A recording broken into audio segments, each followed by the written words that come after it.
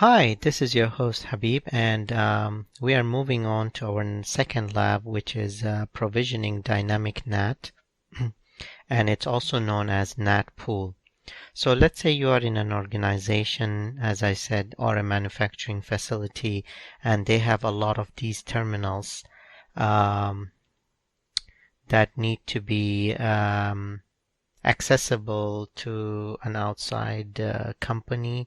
That company gets its internet access through an ISP similar to this type of an environment, and they need to access these terminals. So let's say you have more than one, more than 10, I'm not sure, maybe even 50 of these terminals.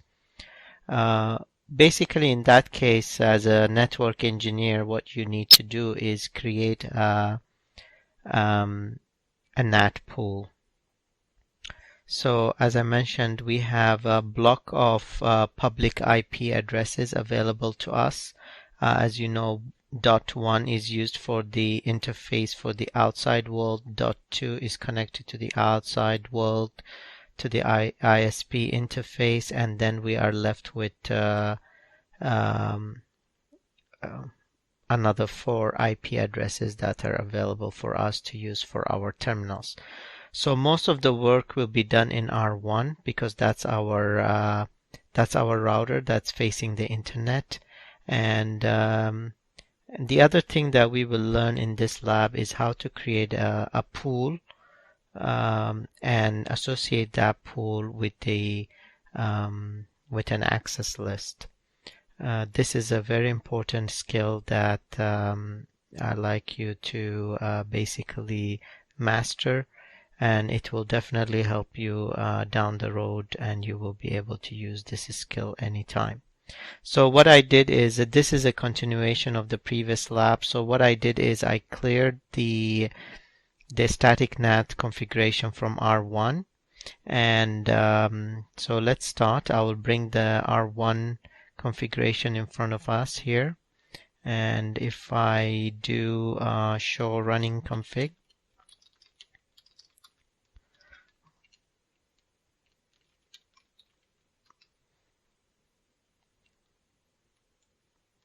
and I increase it here, you can see I only have defined the interfaces as IPNAT outside and IPNAT inside, similar to my previous lab, and then there's a router RIP protocol running, and that's it. We haven't done anything else, right?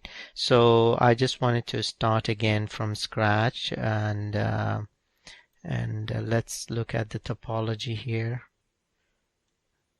So it's clear for us. So first thing first, what we will do is we know that from our network design we have 4 available IP addresses, right? So yeah, 4 available IP addresses. So let's configure that first. So IPNAT pool. As I said, we will create a pool, and the pool name is going to be CCS, and I will give it the range, which is 100.20.190.3 is the IP address that's available, and the last IP that's available in our public range is 6. And then I'll type netmask 255.255.255.248. That's our subnet mask for that range of the IP addresses. As you can see, it's /29 from our design. Now we will create IPNAT inside source list. We'll call the list 1 pool CCS, and now we will create the access list. Access list 1 permit and I want to permit 192.168.1.10. That's the host IP address of my terminal here, and I don't need to put any wild mask here. It will know. So let's say you have more than one terminal, then you will continue this access list by typing access list 1 permit 192.168.1.11.12 or whatever your internal IP address is going to be. It doesn't matter. Let me save the configuration. That's perfect. Now the only thing I need to make sure is can we ping this terminal from this remote user? That's the requirement in the task 3. So let's bring the remote user terminal.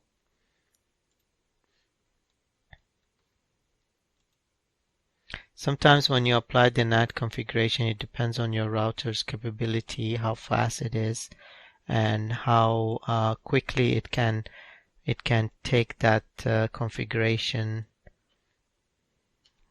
So let me ping 100.20.190.3.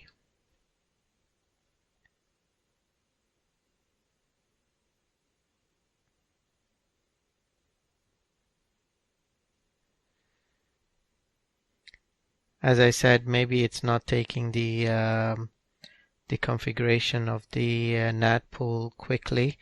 Let's hold on for a few seconds for more, and then let's come back to it. Alright, as you can see, we're back here, and we gave it a little bit of time to see why it was not pinging .3, 100.20.190.3, and eventually it started pinging. I mean, it should work right away in the real world, but because we are using these simulations, sometimes the image file is not ready to take on the NAT protocol. Actually, sometimes you may get even an error message saying that the RAM may be small. So, but anyway, I didn't get this message, but just letting you know, if you're going to do this lab in your own environment, make sure that you give the router at least 256 meg configuration for the RAM. So it is pinging successfully, and let me show.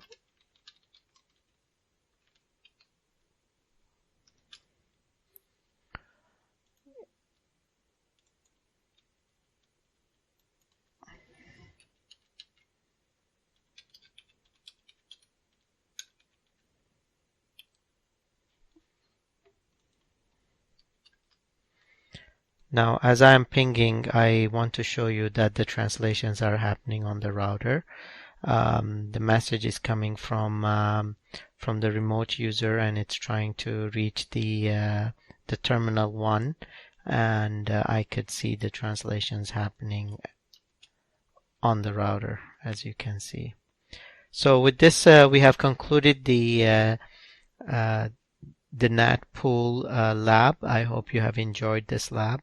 It's very short. It's similar to the previous static NAT one, but this one is more practical as well, because it does cover some real scenario, and hopefully you can use it whenever you have a chance.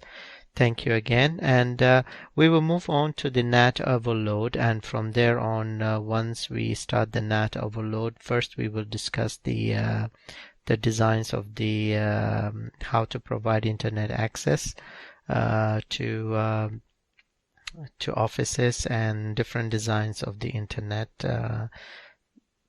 All right, thank you very much.